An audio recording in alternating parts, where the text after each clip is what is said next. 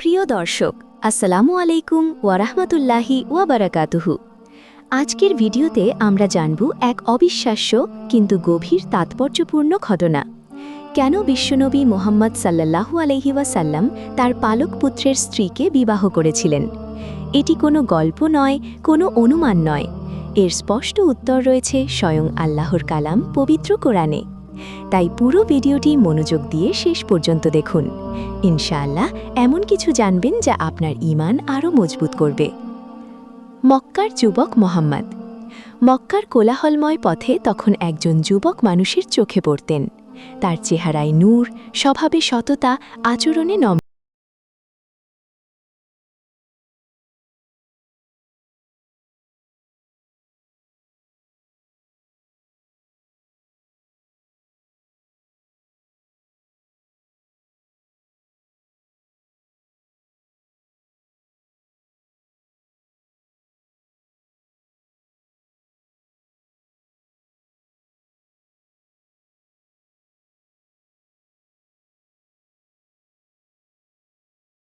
শামের বাণিজ্য সফরে তিনি এমন সততা ও আমানতদারিতা প্রদর্শন করলেন যা খাদিজা রাদিয়াল্লাহু আনহার হৃদয়কে স্পর্শ করে গেল। খাদিজা রাদিয়াল্লাহু আনহা প্রথম প্রেম, প্রথম ঈমান। হযরত খাদিজা রাদিয়াল্লাহু আনহা ছিলেন মক্কার সম্ভ্রান্ত, সম্মানিত ও বিত্তশালী মহিলা। বয়সে নবীজির চেয়ে 15 বছরের বড়। তবু তার হৃদয়ে যে মানুষটির জন্য টান অনুভব হল, তিনি সেই তরুণ আমানতদারী যুবক মুহাম্মদ সাল্লাল্লাহু আলাইহি ওয়াসাল্লাম। খাদিজা রাদিয়াল্লাহু আনহা নিজেই বিয়ের প্রস্তাব পাঠালেন। নবীজি চাচার সাথে পরামর্শ করে সম্মত হলেন। আর এভাবে শুরু হলো ইতিহাসের সবচেয়ে পবিত্র দাম্পত্যের গল্প।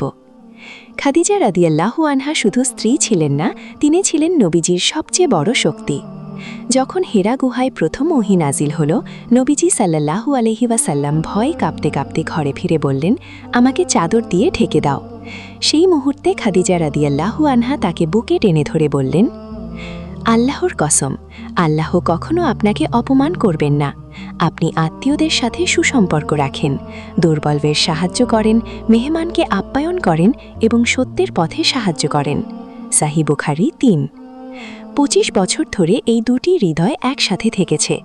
নবীজির সবচেয়ে কঠিন সময়গুলোতে খাদিজা রাদিয়াল্লাহু আনহাই ছিলেন তার পাশে। তারপর এলো সেই বিচ্ছেদের মুহূর্ত। হযরত খাদিজা রাদিয়াল্লাহু আনহা ইন্তেকাল করলেন। নবীজি গভীর শোকে ডুবে গেলেন। ইতিহাসে এই বছরটিকে বলা হয় আমুল হুজুন, শোকের বছর। সাউদা রাদিয়াল্লাহু আনহা, একা নারীর আশ্রয়। খাদিজা রাদিয়াল্লাহু আনহার ইন্তেকালের পর নবীজি সাল্লাল্লাহু আলাইহি ওয়াসাল্লাম একা হয়ে গেলেন। সংসারে কোনো মহিলা নেই, ছোট ছোট সন্তান, দাওয়াতের কাজ চলছে পুরোদমে। এমন সময় নবীজির দৃষ্টি পড়ল হযরত সাউদা রাদিয়াল্লাহু আনহার দিকে। তিনি ছিলেন বয়স্কা বিধবা, একা, সমাজে নিরাপত্তাহীন।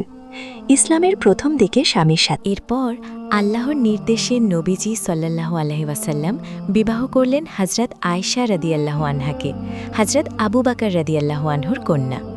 মদিনায় হিজরতের পর তাদের সংসার শুরু হলো। হযরত আয়েশা রাদিয়াল্লাহু আনহা ছিলেন অসাধারণ মেধাবী, তেজস্বী ও বুদ্ধিমতী। পরবর্তী জীবনে তিনি হয়ে উঠলেন ইসলামের অন্যতম বড় আলেম। হাজার হাজার হাদিস বর্ণনা করেছেন তিনি। এরপর আল্লাহর নির্দেশে নবীজি সাল্লাল্লাহু আলাইহি ওয়াসাল্লাম বিবাহ করলেন হযরত আয়েশা রাদিয়াল্লাহু আনহাকে, হযরত আবু বকর রাদিয়াল্লাহু আনহুর কন্যা। মদিনায় হিজরতের পর তাদের সংসার শুরু হলো। হযরত আয়েশা রাদিয়াল্লাহু আনহা ছিলেন অসাধারণ মেধাবী, তেজস্বী ও বুদ্ধিমতী। পরবর্তী জীবনে তিনি হয়ে উঠলেন ইসলামের অন্যতম বড় আলেম। হাজার হাজার হাদিস বর্ণনা করেছেন তিনি। এরপর আল্লাহর নির্দেশে নবীজি সাল্লাল্লাহু আলাইহি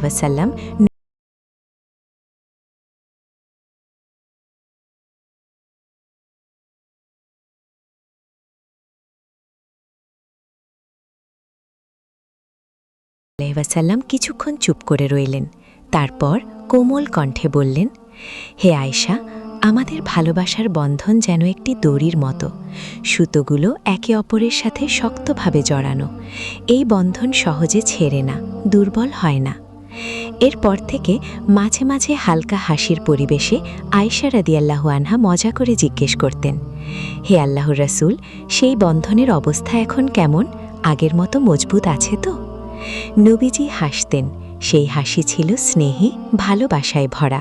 বলতেন, আয়েশা, সেই বন্ধন আগের মতোই দৃঢ়। একদিন গভীর রাতে আয়েশা রাদিয়াল্লাহু আনহা বিছানায় শুয়েছিলেন। তিনি টের পেলেন নবীজি সাল্লাল্লাহু আলাইহি ওয়াসাল্লাম অত্যন্ত সাবধানে উঠছেন, যেন তার ঘুম না ভাঙে। নবীজি সাল্লাল্লাহু আলাইহি ওয়াসাল্লাম পা টিপে টিপে ঘর থেকে বেরিয়ে গেলেন। আয়েশা রাদিয়াল্লাহু আনহা ঘুমের ভান ছেড়ে উঠে পড়লেন। ওড়না জ্বলিয়ে নিঃশব্দে নবীজির পিছু নিলেন। রাতের নীলচে আকাশে তারা ঝিকমিক করছে। নবীজি সাল্লাল্লাহু আলাইহি ওয়াসাল্লাম এগিয়ে গেলেন মদিনার প্রসিদ্ধ কবরস্থান জান্নাতুল বাকিতে। সেখানে গিয়ে কবরের সামনে দাঁড়ালেন। আকাশের দিকে হাত তুলে দোয়া শুরু করলেন। তার ঠোঁট নড়ছিল, কিন্তু শব্দ নেই। চাঁদের আলোয় দেখা যাচ্ছিল তার চোখের কোণে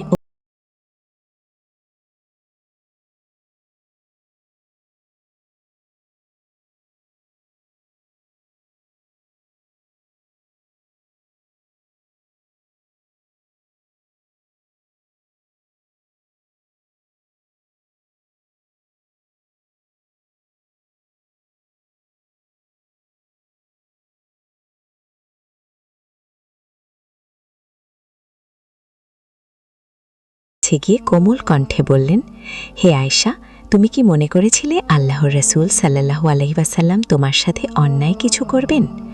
আয়েশা রাদিয়াল্লাহু আনহা লজ্জায় মাথা নিচু করে ফেললেন। নবীজি স্নেহভরে তার কোমরে আস্তে একটু চিমটি কাটলেন। আয়েশা রাদিয়াল্লাহু আনহা লজ্জা ভালোবাসায় হেসে ফেললেন। নবীজি বললেন, আমি গিয়েছিলাম জান্নাতুল বাকিতে আমার উম্মতের জন্য দোয়া করতে। আয়েশা রাদিয়াল্লাহু আনহার চোখ ভিজে উঠল। তিনি ধীরে নবীজির হাত ধরে বললেন, হে আল্লাহর রাসূল, আজ বুঝলাম আপনার ভালোবাসা শুধু আমার জন্য নয়, সমস্ত উম্মতের জন্য। এই ঘটনাটি সাহি মুসলিমে বর্ণিত হয়েছে। মদিনার নিস্তব্ধ রজনীতে একদিন নবীজি সাল্লাল্লাহু আলাইহি ওয়াসাল্লামকে বললেন, চলো আমরা দৌড় প্রতিযোগিতা করি। আয়েশা রাদিয়াল্লাহু আনহা প্রফুল্ল চিত্তে রাজি হলেন। দৌড় শুরু হলো, কিন্তু নবীজি সাল্লাল্লাহু আলাইহি ওয়াসাল্লাম আগে পৌঁছে গেলেন। হাসতে হাসতে বললেন, হে আয়েশা, আমি তোমার আগেই পৌঁছে গেছি। আয়েশা রাদিয়াল্লাহু আনহা গাল ফুলিয়ে রাগান্বিত হয়ে দাঁড়ালেন। নবীজি মুচকি হেসে বললেন, হে হুমায়রা, রাগ করো না, চলো আবার দৌড় হোক। হুমায়রা মানে লাল সুন্দরী, নবীজির আয়েশার জন্য স্নেহের ডাকনাম। দ্বিতীয়বার নবীজি ইচ্ছে করে ধীরে দৌড়ালেন। আয়েশা রাদিয়াল্লাহু আনহা আনন্দে দৌড়াতে দৌড়াতে আগে পৌঁছে গেলেন। বলে উঠলেন, এবার আমি প্রথম। নবীজি হেসে বললেন, হ্যাঁ, এবার তুমিই প্রথম। এভাবেই আমাদের প্রিয় নবী সাল্লাল্লাহু আলাইহি ওয়াসাল্লাম ভালোবাসার খাতিরে ইচ্ছে করে হেরে গিয়ে স্ত্রীর মুখে হাসি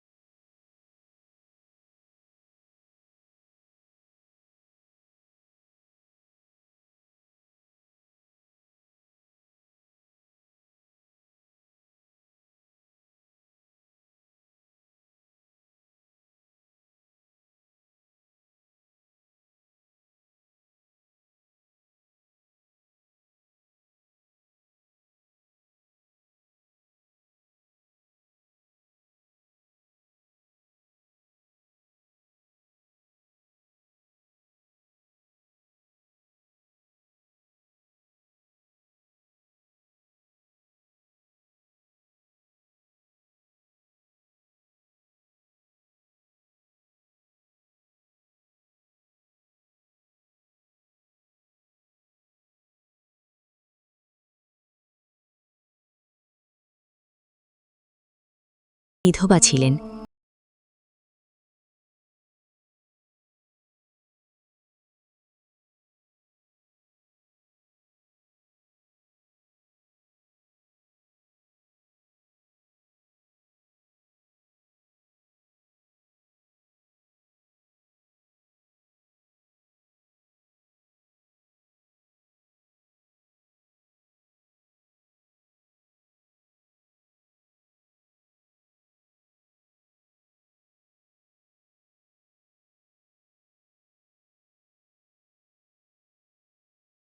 সাহসী, সংযত ও আল্লাহ ভীরু নারী।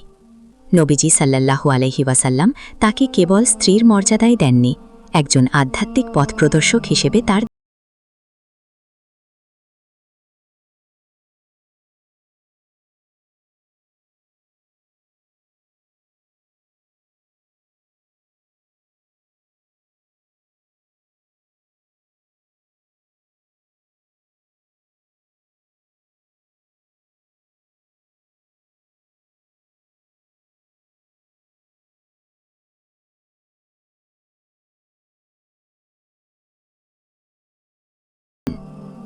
তাকে ক্রয় করেন হাকিম ইবনে হিজাম রাদিয়াল্লাহু আনহু এবং পরে হজরত খাদিজা রাদিয়াল্লাহু আনহাকে উপহার দেন।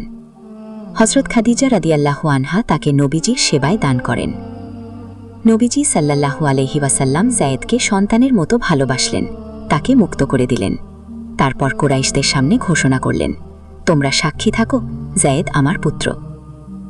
সেই থেকে তিনি পরিচিত হলেন যায়েদ ইবনে মুহাম্মদ নামে। বহু বছর পর তার প্রকৃত পিতা ও চাচা মক্কায় এসে তাকে নিতে চাইলেন। নবীজি বললেন, চাইলে বিনিময় ছাড়াই নিয়ে যেতে পারো। কিন্তু যায়েদ দৃঢ় কণ্ঠে বললেন, হে রাসূলুল্লাহ, আমি আপনার কাছেই থাকতে চাই। এরপর নবীজি সাল্লাল্লাহু আলাইহি ওয়াসাল্লাম যায়েদের জন্য বিবাহের ব্যবস্থা করলেন হজরত জাইনাব বিনতে জাহাশ রাদিয়াল্লাহু আনহার সাথে। জাইনাব ছিলেন নবীজির ফুফাতো বোন এবং কুরাইশ বংশের সম্ভ্রান্ত নারী। কিন্তু দুজনের মধ্যে মিল হল না। জাইনাব রাদিয়াল্লাহু আনহা বংশমর্যাদার দিক থেকে নিজেকে উচ্চ মনে করতেন। দুজনের মধ্যে সম্পর্ক ক্রমশ তিক্ত হয়ে উঠল। যায়েদ রাদিয়াল্লাহু আনহু বহুবার নবীজির কাছে এসে বললেন, আমি তালাক দিতে চাই। নবীজি তাকে বারবার বললেন, তোমার স্ত্রীকে রেখে দাও, আল্লাহকে ভয় করো। সূরা আল আহজাব আয়াত ৩৭। কিন্তু শেষ পর্যন্ত যায়েদ তালাক দিলেন। এরপর আল্লাহ তাআলা নিজেই নবীজিকে আদেশ করলেন জাইনাব রাদিয়াল্লাহু আনহাকে বিবাহ করতে। আল্লাহ তাআলা পবিত্র কোরআনে ঘোষণা করলেন, যখন যায়েদ তার থেকে সম্পর্ক ছিন্ন করল, তখন আমি তাকে তোমার সাথে বিবাহ দিলাম, যাতে মুমিনদের জন্য কোনো সংকীর্ণতা না থাকে পোষ্যপুত্রদের স্ত্রীদের ব্যাপারে, যখন তারা তাদের থেকে সম্পর্ক ছিন্ন করে। সূরা আল আহজাব আয়াত ৩৭। এই বিবাহের পেছনে ছিল একটি বিরাট সামাজিক সংস্কার। জাহিলিয়াতের আরব সমাজে পালক পুত্রকে আপন সন্তানের সমান মনে করা হতো। তার সাথে বিবাহের সব বিধান আপন সন্তানের মতোই প্রযোজ্য ছিল। আল্লাহ এই ভ্রান্ত প্রথা চিরতরে বাতিল করে দিতে চাইলেন, এবং এই বাতিল করার জন্য শুধু বক্তৃতা বা আদেশ যথেষ্ট নয়, বাস্তব উদাহরণ দরকার। সেই উদাহরণ হবেন স্বয়ং আল্লাহর নবী সাল্লাল্লাহু আলাইহি ওয়াসাল্লাম। এই বিবাহের পর আল্লাহ তাআলা কোরআনে স্পষ্ট ঘোষণা করলেন, তোমরা তাদেরকে তাদের প্রকৃত পিতার নামেই ডাকো, এটাই আল্লাহর কাছে অধিক ন্যায়সঙ্গত। সূরা আল আহজাব আয়াত ৫। এরপর থেকে যায়েদ রাদিয়াল্লাহু আনহুকে আর যায়েদ ইবনে মুহাম্মদ বলা হতো না। তিনি পরিচিত হলেন তার প্রকৃত পরিচয়।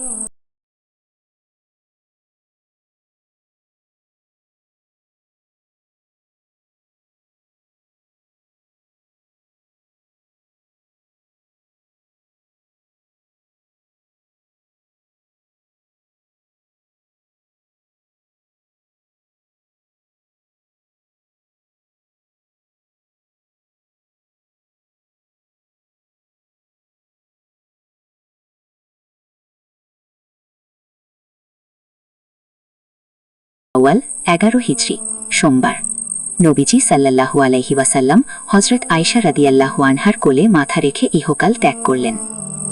তিনি চলে গেলেন, কিন্তু রেখে গেলেন এমন এক আলো যা আজও কোটি কোটি মানুষের হৃদয়ে জ্বলছে।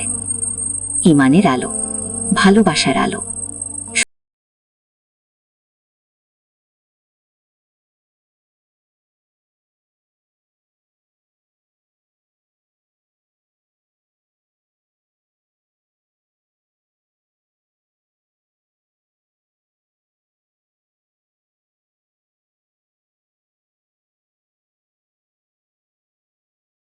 নাম বলেছেন, তোমাদের মধ্যে সেই সর্বোত্তম যে তার পরিবারের কাছে উত্তম।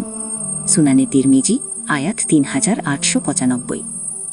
আজকের এই ভিডিওটি যদি আপনার ভালো লেগে থাকে তাহলে লাইক দিন, শেয়ার করুন এবং কমেন্টে জানান নবীজির জীবনের কোন ঘটনাটি আপনাকে সবচেয়ে বেশি স্পর্শ করেছে। চ্যানেলটি সাবস্ক্রাইব করুন, আমাদের সাথেই থাকুন ইনশাআল্লাহ। আসসালামু আলাইকুম ওয়া রাহমাতুল্লাহি ওয়া বারাকাতুহু।